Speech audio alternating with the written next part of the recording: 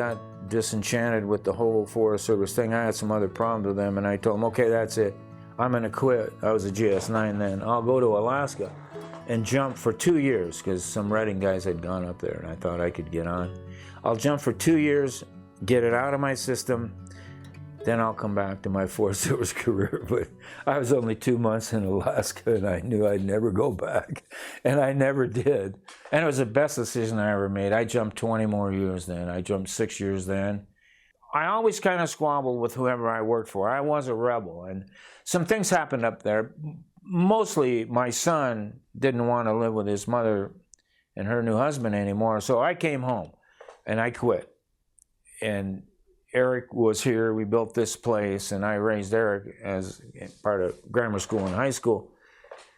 And so my fire career was over, and I thought it was completely done.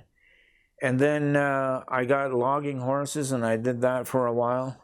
And that was hard. They shut the mill down in Wairika. I couldn't make any money. So long story short, when I was 46, I asked my buddy, what am I going to do? I'm having a hard time making a living. He said, why don't you go back jumping? And I said, geez, I'm 46. And he goes, well, they can't discriminate on age anymore, and you're in good shape.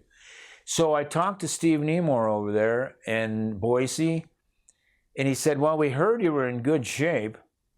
Oh, before that, Mike Clarkson said, I talked to Mike, and Mike was one of the guys I had trouble with in Alaska before I left. And he said, you know, you and I used to butt heads a lot. And I said, I know.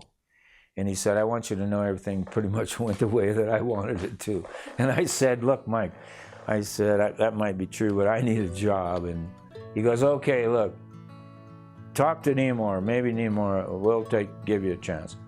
So I talked to Steve, and he said, we hear you're in good shape. Don't come over here and embarrass us about the PT test, you